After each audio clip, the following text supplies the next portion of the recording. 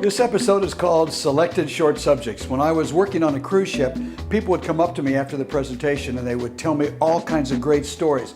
So this is Selected Short Subjects. These are just people that came up that I met. We turned on a light, interviewed them. Their stories are magnificent and they just keep proving over and over again why you just have to laugh at life's most difficult times. But I must warn you, some of this material is adult content. It's not nasty, but it's adult content. So if you're watching this, if you have any kids watching it, you may want to watch it first before. It's not that bad, but as a good parent, I wanted to warn you if you're a good parent.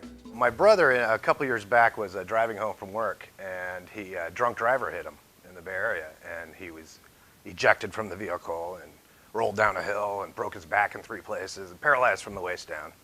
And a couple years after that, my dad was shaving in the mirror, and he dropped dead of a massive heart attack, went right through the shower, collapsed. Horrific scene. My dad was very, very popular in the Bay Area, and he had thousands of friends. There was probably 1,000 to 2,000 people at his funeral, standing room only, and we're in the front, complete tears. And if you've ever seen the movie Princess Bride, Sure. Yeah, the priest, where the accent he has, he goes, Maharaj.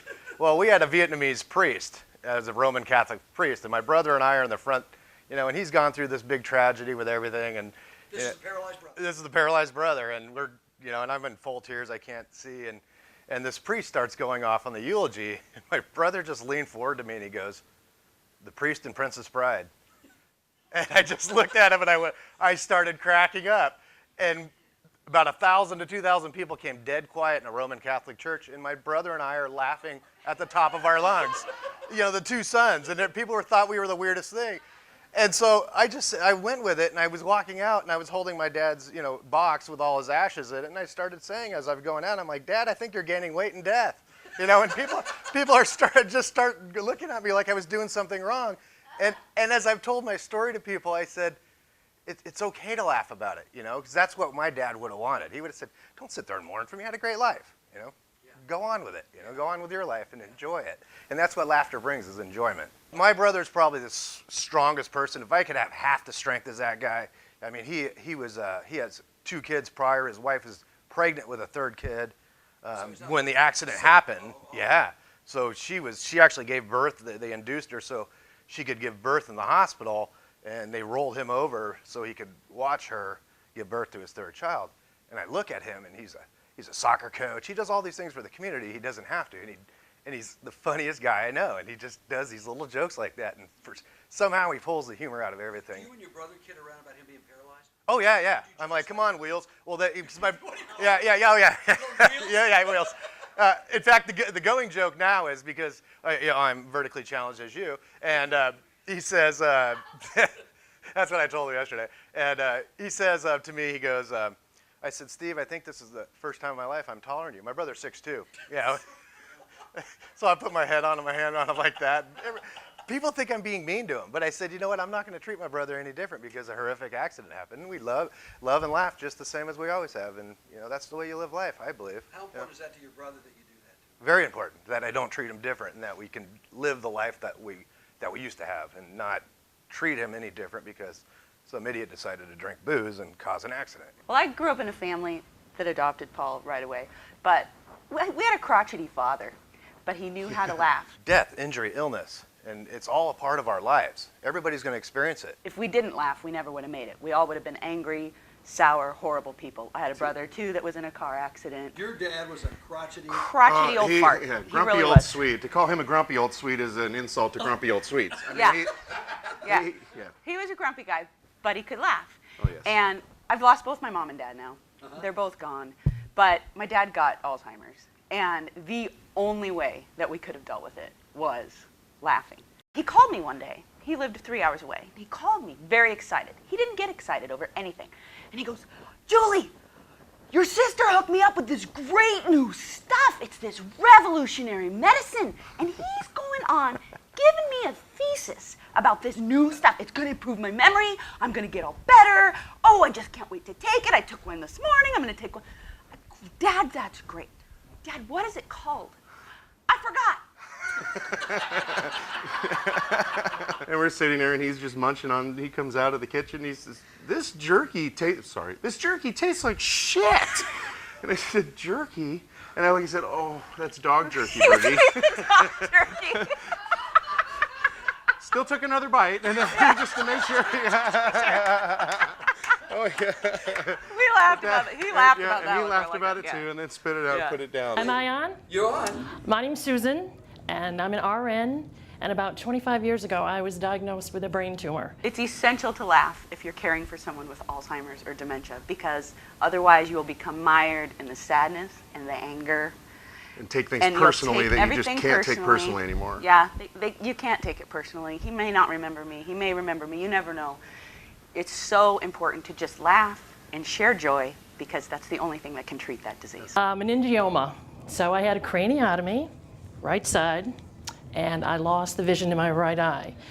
Certainly that was traumatic enough, but as you say, you have a choice. You can live your life after a bad event, or you can feel sorry for yourself.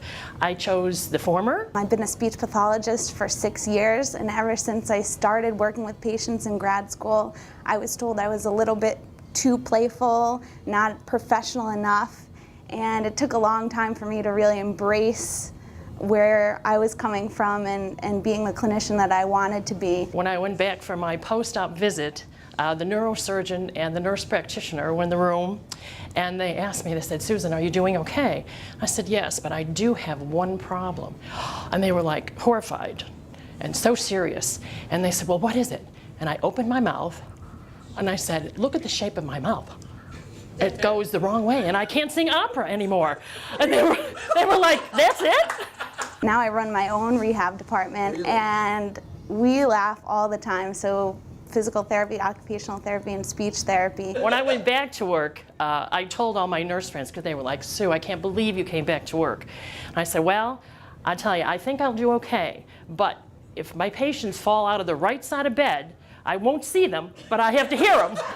We've been working with for 2 months, a year post-stroke. Nobody wanted to deal with him. He walked for the first time with my crew. And he said to me, in our last session before I came on vacation, he said, he managed to get out, "You're always laughing at me." And I looked at him and I said, "Am I laughing at you or am I laughing with you?" And he just burst out laughing, spit everywhere. My team calls him Shamu now, because if you get him laughing, he just spits all over the place. So for anyone who's had a brain tumor, it certainly is practically the end of the world. But I was fortunate, and post-operatively, I think I've laughed my way through it the rest of the time. He's making progress, and I think it's just because we let him do his thing and we provide the perfect environment to be fun and to get better. When I was 3 years old, my parents found out that I was hard of hearing. And I've worn hearing aids in both ears for 24 years. I have mild to severe hearing loss, about 95%. And I think I'm very fortunate to my parents that they never approached the situation any differently than if I had been a normal hearing child. Once he started laughing, did his physical improvement start changing after that, once he started laughing like that? Oh yeah, because he would actually participate, and I think part of the problem in the beginning was that he would refuse therapy. So people sometimes take that personally. Oh, well, he just doesn't want to do it. He just wasn't ready. So I mean, I had numerous sessions where he would just wheel himself out of the gym, and instead of going after him, you need to do therapy, I just let him go. He came back the next day, and eventually it would just get a little longer, a little longer, a little longer. My mom tells me that one of the first things I did when I came home after being fitted for hearing aids for the first time, and I heard myself pee for the first time in the 3 years that I've been alive, I thought that was the funniest thing ever. Really? And I think that really set the tone for the rest of my life, that, I never saw having hearing aids as a disability, as a disadvantage. In one of my life travels, I lived in the tropics with my 4 children, and I had to have a surgery, a gynecology surgery. And what happened was it all went wrong, badly wrong. So they sent me back to London, and I had to have 3 operations to try to repair me. When I was in high school, if young kids would come up to me and ask me, what are those things in your ears? And if I got the sense that they were still impressionable and gullible enough, I would say, I can communicate with aliens. Or, and they were like, really? I'm like, yeah. And, or, as I got older in college and I'd be dating a girl and she'd ask me about them and I'd say, actually, I can read your mind. And without skipping a beat, I'd say, I'm not that kind of guy. So after I'd had these 3 operations, I went back to the gynecologist after 2 weeks when I could walk a little bit. And he gave me this glass phallic symbol thing, this glass, like, big tube. And he said, I'm sorry about this, guys. He said, can you, insert this 3 times a day to make yourself the right shape again? And I was like, oh my God, I just had 3 operations. I thought I was fixed. And I was married. I was only like 39 or something, I wasn't ready to not have a sex life yet. So he said, no, I'm afraid. Oh, don't worry, you'll be fine after this. Just insert this 3 times a day for the next 6 weeks. Now, this is not a joke. This is deadly true, trust me. He even tried to make a joke with me. He said, I wasn't laughing. He said, just put this thing on your mantelpiece when you're finished with it, and it'll be a good party piece for you. 2 or 3 times a year growing up, I would get tested, and one of the things they would do is they would have a speech test with me where the audiologist would stand behind the glass and she would say, say the word dog, and I'd have to repeat to her to make sure I could hear her. She'd be covering her mouth so I couldn't read her lips, because that's one of the things I was able to do.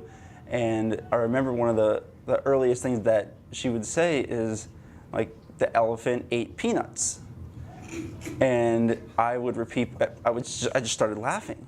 And I'm like 5 years old, and I just burst out laughing, and the woman said, what's so funny? And I said, the elephant ate penis? And she just started laughing too, and everybody just started laughing, and just peanuts and penis. When I read your lips, it all looks the same. So. Now, when you were 5 years old and did that, did you know what you were doing? Did you know what the difference between penis and peanuts? Oh, I definitely knew the difference. Oh yeah, I definitely knew the difference. So it wasn't an innocent thing you did. You were just messing with it. Yeah, it was funny. I took this, and he put it back in the box because he showed me what it was. He put it back and he shut, and I put it on my pocket. I went to the London tubes. Well, I don't know if you know what the London metro tubes are like. People are rushing all the time.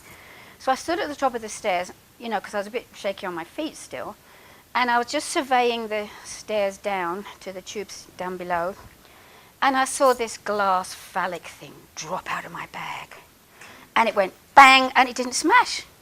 It went bang on the concrete step, and then it went to the next concrete step, and some of the concrete steps had metal strips. So I stood there at the top of the stairs while it went bing, bing, bing, bing, bing, bing, bing, bing. Occasionally in middle school, I'd have somebody who they'd call me deaf, or they try to flick them or touch them and things like that, and I just play it off and laugh at them and tell them you're just jealous that I can't read your mind, or that.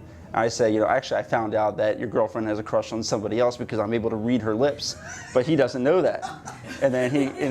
So that's one of the advantages that I have. I can read everybody else's lips. Yeah, and it's just my way of getting back at them. And my parents taught me that people they'll only make fun of you to get a rise out of you, and if you don't show them that they're succeeding, you don't give a rise and just laugh at them, then they'll stop. And it always worked. So I just waited, and luckily it was a platform, and then it went round the corner. So my little bing, bing, binger stopped on this square piece in a corner, and I waited till everybody that had sort of been interested in it went by, and then I sort of went down the stairs. Well, when I first was told by the gynecologist my story, I really wanted to cry, and I was really biting back the tears. But when I got to my feet between that phallic thing, I just laughed my head off. I didn't want to cry anymore because I just exhausted myself laughing. I bent down and picked it up, put it back in my bag, and went on. Sometimes people would say, what are you, deaf? And I'd be like, huh? And they'd be like, what, you can't hear me? And it just went completely over their head. I'm pleased to say I had to have a 4th operation, and I'm normal again now, but I didn't know that at the time. Well, as normal as I ever would be. Have you ever thought going on the road with a musical career with that thing? Yeah! Everybody would say, give me that, I want it. After college, I sold educational products door to door for 4 years. And even through that, dealing with the rejection and realizing that I have to laugh at myself every day at every house, or else I won't get through it because, door to door sales and dealing with that kind of rejection, I can easily quit or I'm having fun with people and I'm standing on their front step and they come out and they're rude and disrespectful to me, and I realize that they're not taking it, not to take it personally, and I would start dancing on their front step. Even though I'm selling educational products, I realize they're not going to buy from me because they're in a bad mood for whatever reason. Whatever happened in their house 2 seconds ago, they're taking it out on me, and I just start doing dance moves, the funky chicken or the moonwalk. What do they do? And they say, "What are you doing?" I said, "I'm selling my dance moves. You want some?" Or I say, "I'm selling cages for kids. They're about this high. When your kids misbehave, you just throw them in there." And I just start laughing at myself, and that's really what it's all about. Just having fun with the situation and not getting down on the little things. So. Jason, did they ever call the police on you?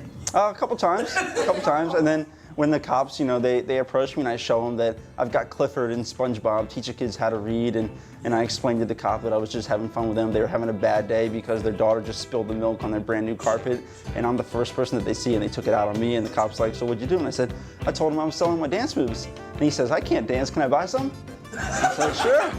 I'm from Des Plaines, Illinois, which is a suburb of Chicago. I was a fireman in Park Ridge, which is another suburb, for 33 years. I can treat it as, a disadvantage and be down on myself all the time because I'm not, normal or the same as anybody else. When I realize, some people can't see, they have glasses. Some people don't have hair, and That's the question to me. Thank you, Jason. yeah, and I realized that I just happened to not be able to hear as well as everybody else, and I just had that positive attitude about my situation, and it really helped me. I had the unfortunate, I had a fistula. A what? Fistula, it's like an infection between your testicles and your anus, and which was a big joke at the firehouse. It was. So I went in, had it operated on, and they cut me from front to back. And after a day or two, two nurses came in and said I had to get out of bed. So when I got out, I'm stumbling along in the hallway in the gown, and out falls my pad. And I told the two nurses that these sex change operations are a bitch. Last 5 or 6 years, I drove the ladder truck. Well, the ladder truck doesn't have a lot of calls, especially at night. Most of its engine ambulance would respond for ambulance calls. And then when all the young guys would come back, I'd still be in bed. And we all slept in the same big room, The engine crew, the ambulance guys would go to the hospital. The three guys would come back. And I would pretend I was dreaming, having sex with the chief's wife. And her name was Joy, very pretty, very proper woman, And I go through all these different contortions and stuff, You're talking out loud saying all this? Oh yeah, but like I'm dreaming. Yeah. I don't think they ever caught on. And I could hear them, they'd say, he's doing it again. You're all brothers, it's a big family. But when I had my operation on the personal area there, I kind of got upset when I came back, and on the bulletin board there was a big notice that Bob Burns is officially a perfect asshole now.